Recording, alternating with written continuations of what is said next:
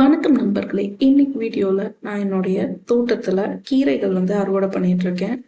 மற்ற செடிகள்லாம் நல்லா வளர்ந்து வந்துடுச்சு.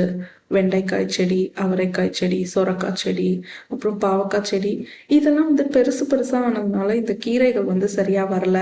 அண்ட் பிளேஸும் நிறையா இல்லாததுனால ரொம்ப அடர்த்தியாக இருக்குது. அதனால மற்ற செடிகள் வளர்றதுக்கும் ரொம்ப டிஸ்டர்பன்ஸாக இருக்குது. அதனால நான் கீரைகள் எல்லாத்தையும் ரிமூவ் பண்ணிடுறேன். மணத்தக்காளி கீரை இருக்குது, அதை ரிமூவ் பண்ணிடுறேன். அண்ட் சிறுகீரை அதையும் ரிமூவ் பண்ணிடுறேன். மொத்தமாக ஹார்வெஸ்ட் பண்ணி எடுத்துடுறேன்.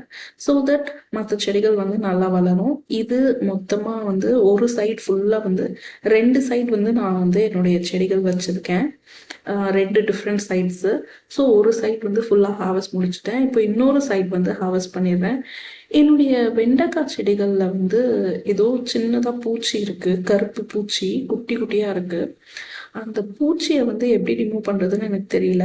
யாருக்காவது நல்ல சிம்பிளான ஹோம் ரெமெடி தெரிஞ்சால் எனக்கு கமெண்ட் பண்ணுங்கள்.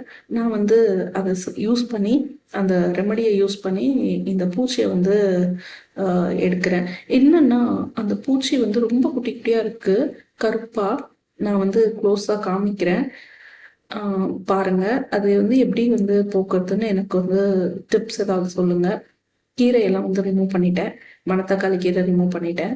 என்னுடைய கொடி அவரையில் ஃபுல்லாக வெள்ளையாக பூ காயும் வந்துடுச்சு. அது பெருசாகவும் ஆரம்பிச்சிருச்சு. குட்டி குட்டியாக இருந்தது, இப்போ பெருசாகவும் ஆயிடுச்சு.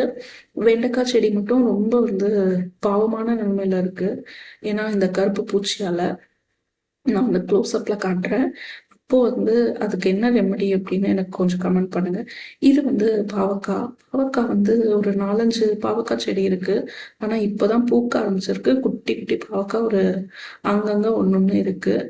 என்னுடைய வெண்டைக்காய் செடி நியர்லி 1 வாரம் 10 நாள்லேயே ரொம்ப டேமேஜ் ஆயிடுச்சு. இது எப்படியாவது இது பண்ணணும். அதனால ஒன் சைட் ஃபுல்லாக ரிமூவே பண்ணிட்டேன். ஏன்னா மற்ற செடிகள், இந்த செடிகள் எல்லாம் கூட அதே அந்த பூச்சி படருது. பாவக்காய்லாம் காய் இருக்கு. அதனால அதை ரிமூவ் பண்ணிட்டா நல்லா இருக்கும் அப்படின்னு சொல்லிட்டு வெண்டை செடியெல்லாம் ரிமூவ் பண்ணிட்டேன். நான் உங்களுக்கு காமிக்கிறேன். இதோ பாருங்க, குட்டி கருப்பு கருப்பு பூச்சி. இது பாருங்க. இது ரிமூவ் பண்றதுக்கு ஏதாவது சிம்பிள் டிப்ஸ் தெரியணும் எனக்கு. அண்ட் மற்ற செடிகள் வளர்ந்துட்டு இருக்கு பாருங்க. நல்லா சூப்பரா படர்ந்துட்டாரு கொடி அவரை. அண்ட் மற்ற செடிகள், சொரைக்காய் செடியும் கொடி அவரையும் மட்டும் இன்னும் பூ வரல. கீழே இருக்கிற மற்ற செடிகள்லாம் பூ வந்துடுச்சு. அண்ட் வெண்டைக்காய் செடி ஸ்பாயில் ஆயிடுச்சு, ரிமூவ் பண்ணிடணும். இது என்னோட அப்டேட். Bye friends.